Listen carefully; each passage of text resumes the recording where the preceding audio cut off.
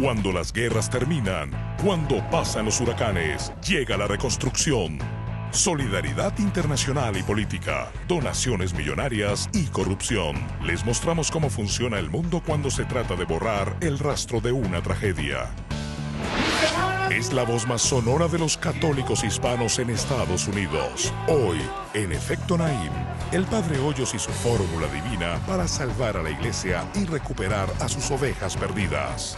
Me fui a varias iglesias a ver por qué era que se atraían muchos fieles, por qué muchos fieles de mi iglesia se iban para allá, y me di cuenta que verdaderamente el contacto personal, la alabanza, el fuego, el aplaudir, el vivir esos carismas, esos dones, nosotros dentro de la iglesia los teníamos, pero estaban dormidos, los teníamos guardados como un gran tesoro. Yo simplemente creo que fue que desempolvamos una iglesia que estaba dormida.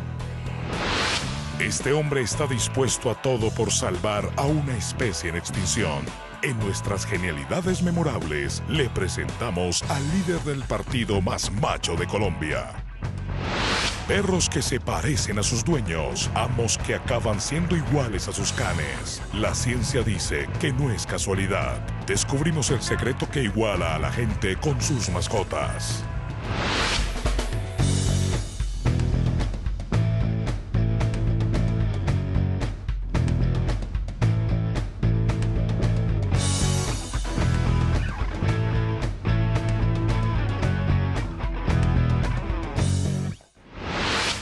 Bienvenidos, soy Moisés Naim desde Washington. Encantado de estar de nuevo con ustedes. ¿Qué pasa después de una tragedia que afecta a toda una región, o a una ciudad, o hasta un país entero? Estamos acostumbrados a ver las imágenes terribles después de una guerra importante, después de un terremoto, después de una catástrofe natural. Lo hemos visto en diferentes partes del mundo. ¿Y qué pasa? ¿Qué es lo que vemos después? Bueno, hay reuniones, vienen los altos dignatarios, los periodistas, hay grandes cumbres donde hay grandes promesas de inversión, de dar dinero, la reconstrucción. Se trata del gran tema de la reconstrucción después de una catástrofe en un país o en una región. Ha habido operaciones de reconstrucción gigantescas, como el Plan Marshall para la reconstrucción de Europa después de la Segunda Guerra Mundial. En este plan, los Estados Unidos aportaron un equivalente, hoy en día sería 120.000 millones de dólares que les regalaron a los europeos para que reconstruyeran sus devastadas ciudades y su economía. Pero, ¿cómo se mueven los lentos mecanismos de la burocracia internacional para que la ayuda llegue a quien la necesite? Si es que llega. Hemos preparado un reportaje sobre esto. Lo hemos llamado Operación Reconstrucción. Miren.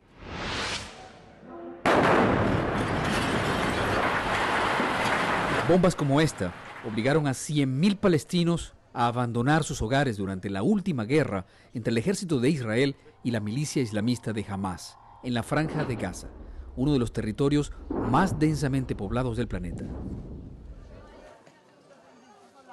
18.000 viviendas quedaron destruidas. La ONU calcula que la reconstrucción de la franja llevará años y necesitará una inversión mínima de 4.000 millones de dólares, cantidad que podría triplicarse. Muy lejos de las tragedias, se pone en marcha otra maquinaria. El mundo se organiza para reparar daños, una operación complejísima. Lo más sencillo es lo que se muestra ante las cámaras. Los poderosos se organizan en torno a conferencias de donantes. Subastas gigantes en las que los países ofrecen su ayuda a las víctimas de un desastre o de una guerra. Sonrisas, apretones de mano y grandes reuniones en las que todos son solidarios. Pero este teatro esconde varias trampas. 1. El dinero que nunca llega. El de Haití es un caso paradigmático. En enero de 2010, el país sufrió un terremoto devastador. El gobierno habla de más de 200.000 muertos y más de 1,5 millones de personas desplazadas. La comunidad internacional se puso en marcha. La conferencia de donantes se celebró en Nueva York en marzo de 2010, 2 meses y medio después del sismo. Los países participantes se comprometieron a donar más de 5.000 millones de dólares en 2 años y 13.000 millones en total. Grandes cifras, ¿verdad? ¿Qué ha pasado realmente? Nos fijamos en lo que ha donado Estados Unidos, unos 1.300 millones, de acuerdo al Instituto de Políticas Públicas de Haití, pero desde allí denuncian que 95% de ese dinero nunca llegó. Las grandes ONG se esforzaron en la ayuda humanitaria urgente, pero se olvidaron de los proyectos de cooperación a largo plazo y dedicaron el dinero a otras cosas.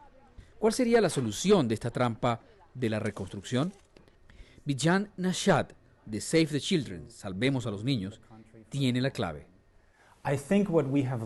Lo que hemos aprendido de la experiencia de Haití es que necesitamos aumentar nuestra cooperación, no solo dentro de la comunidad internacional, sino con nuestros socios locales en el lugar que se reconstruye. En nuestro caso, mientras mejor entendamos lo que los niños realmente necesitan, mejores serán nuestros esfuerzos en reconstrucción, mejor será nuestra capacidad de evaluación de cómo lo están haciendo nuestros socios locales y mejor será nuestra capacidad de establecer relaciones a largo plazo con ellos. Salvado este obstáculo, surge otro. 2. El negocio de la reconstrucción. Tras la invasión de Irak y la caída de Saddam Hussein, Madrid acogió una conferencia de donantes para la reconstrucción. Otra cifra récord, 33.000 millones de dólares en donaciones.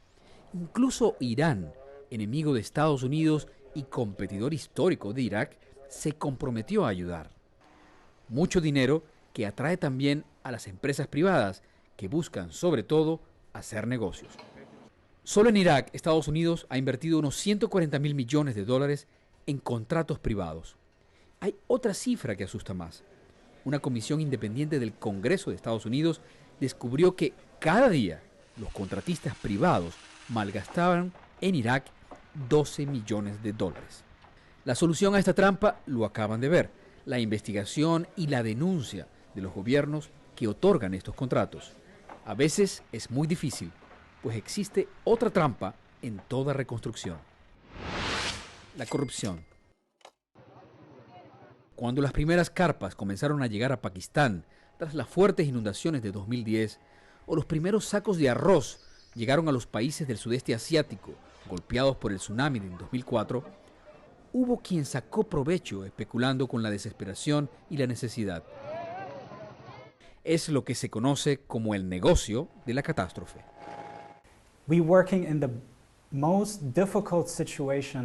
Lidiamos con situaciones extremadamente difíciles. Muchas veces habrá corrupción y fraude. Las organizaciones deben ser conscientes de ello. No podemos evitar al 100% la corrupción, pero sí podemos controlar cómo respondemos ante ella. Es muy importante enviar la señal correcta. A pesar de las dudas que siguen generando las conferencias de donantes, siguen siendo el mejor instrumento para activar la ayuda urgente de la comunidad internacional frente a una catástrofe. Todo este engranaje se volverá a poner en marcha en los próximos meses. El escenario del encuentro será Egipto. La conferencia de donantes tendrá un protagonista: Gaza. Las reglas son claras: dinero para ayudar a la gente y que no se use para comprar armas. Las trampas ya las conocen.